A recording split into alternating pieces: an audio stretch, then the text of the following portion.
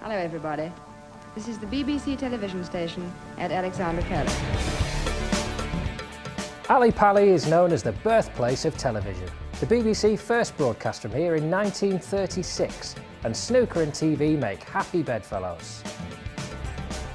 Give or take a fire or two, this People's Palace has stood for nearly a century and a half, and for 10 of its years, pictures of the game's most elite event have been generated within these walls.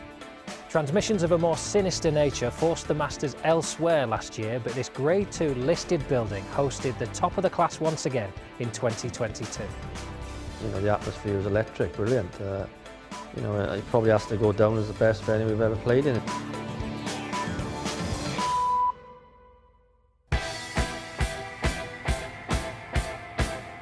TV originally came here for the high elevation and the outstanding views across what I'm told is the capital.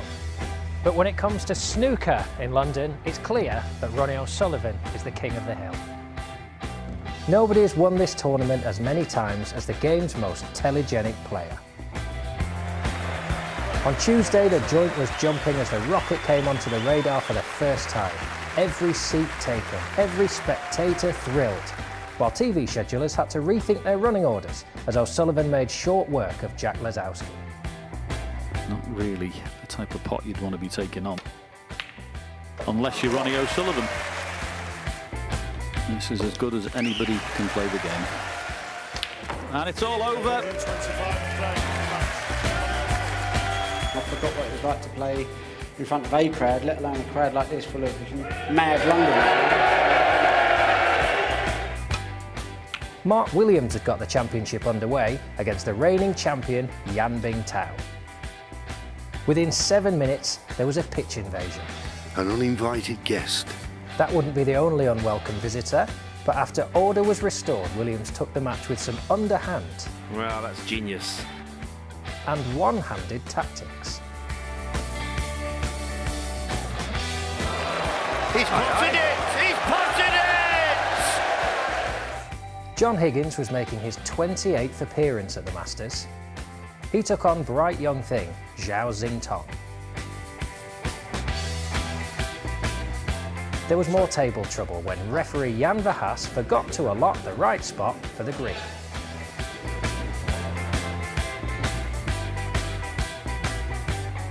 But Higgins ultimately revenged his defeat to Zhao at the UK Championship last month to set up a quarter-final with Williams. Neil, we have to go on this as a result of the stroke, or we'll be playing 2 points, okay? The officials were forced to wag their fingers at repeat offender Neil Robertson during his match with Anthony McGill. You can make this plant, you know. What a shot. Excellent shot from Neil Robertson. No matter, Robbo won 6-3. Match number 8 saw world number 1 Mark Selby enter the proceedings. And he extinguished the hopes of on-fire Maguire in the ninth. Barry Hawkins swooped to knock out Shaun Murphy.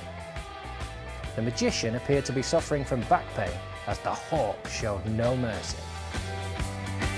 The first round concluded on Wednesday, and while there were questions in the house just 8 miles away, it was deciders all round here at the Palace.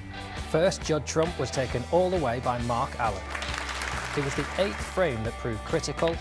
Got it! Got it! Unbelievable! Trump's tournament best break of 135 was his 3rd century of the match, as Allen was eventually aced. Wednesday's News at 10 here featured Kyron Wilson and Stuart Bingham. Wilson came clean and called a foul on himself. Oh, wow. That's what makes our game so great. And honesty proved the best policy, as Wilson pulled out the decisive pot. Absolutely fantastic, Kyron Wilson. Our entomological cousins had stormed the Palace gates early doors and caused trouble all week. Get on. One day I'll fly away. The dreaded fly.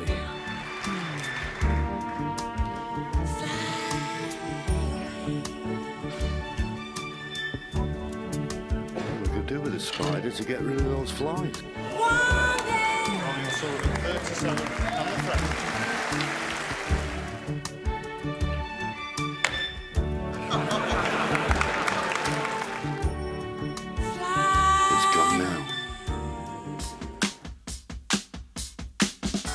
So to the quarter-finals, where there was an emotional greeting for two old masters. Mark Williams and John Higgins, who faced each other for the 64th time. They produced the match of the tournament thus far. And wow, what an incredible atmosphere for these two legends. After 3 frames, both players had scored a century. Brilliant. Fabulous. Before Higgins suffered some bad fortune in the 9th. Wow, so unlucky. And Williams potted a plant in the match-winning break. Oh, that is unbelievable. What a match we've had there. They won't have played a better match than this in their lives together. Yeah, I've never experienced anything like that. The crowd is unbelievable.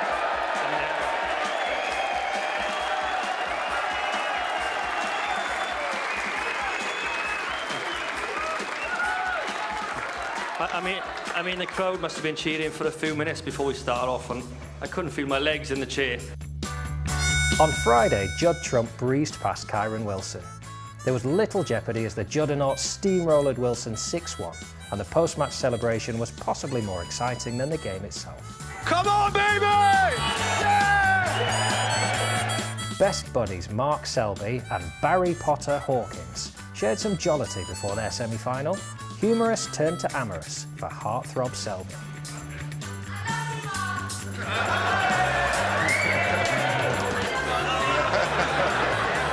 Hawkins was less starry-eyed and picked off an out-of-form Selby. That's an absolutely fantastic shot. The Hawks' victory meant that the semi-finalists would all be left-handers. "This is the Ashes," cried Ronnie O'Sullivan before his meeting with Australian Neil Robertson. Sadly, he was right, so no surprises which way that one went. The rocket had a spongy tip and fizzled out. For once, the London audience did Ronnie no favours, and a kerfuffle seemed to affect his concentration.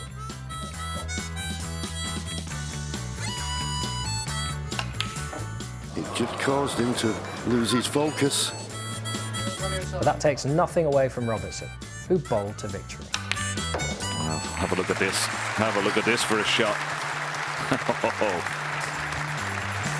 I hit the ball fantastically well.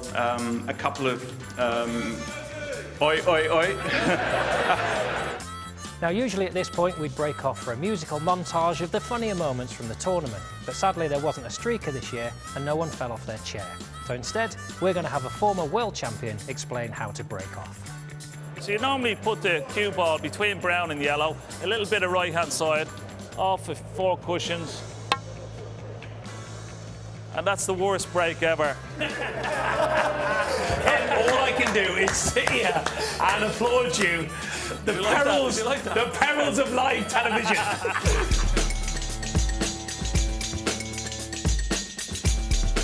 And so we were down to the final 4, who produced 2 contests that went the distance yesterday. The lunchtime kickoff made for dramatic Saturday afternoon viewing. Mark Williams held a 5-3 lead over Neil Robertson until the Australian levelled.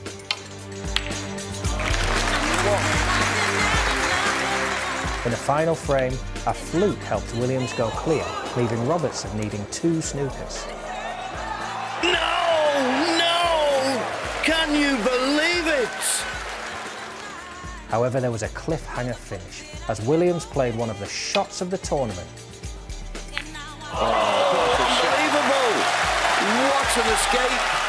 But then hit the skids when trying to swerve around the green. Oh, what a mistake! Robertson somehow made the clearance. An unbelievable result for Neil Robertson.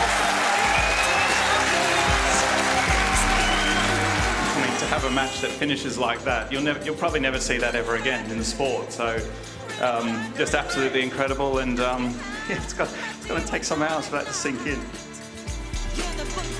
In the second semi-final, Barry Hawkins flew into the lead and made a break of 124 in the 6th frame. Magnificent.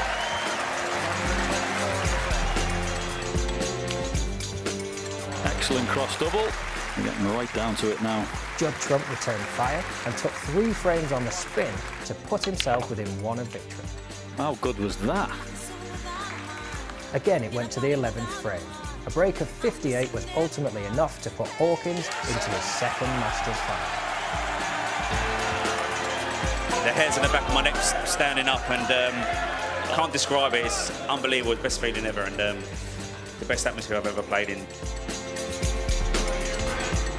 Having been away from the venue last year, this has been a special edition of the Masters. The outstanding performances of the players has been more than matched by the roaring enthusiasm of the returning crowds. The BBC have beamed thousands of hours of television from here on the hill, and while palaces elsewhere have been taking honours away this week, here at Ali Pali tonight, for someone, the crown awaits. Very clever, John. Thanks, John. Right, let's throw to Ken, who is somewhere in the arena. And Ken, can I just say to you, we had no influence whatsoever in putting the worst break we've ever broadcast on the BBC in our review of the tournament. Nothing to do with us at all. Yeah, right. I bet you did have a hand in that, Jason, for sure. But I'm up in the Century Club Lounge now with Neil Robertson's wife, Milla, and little Penelope as well, who was excited about as this final as anybody. First of all, Milla, he's doing very well, isn't he, Neil? How has he been feeling?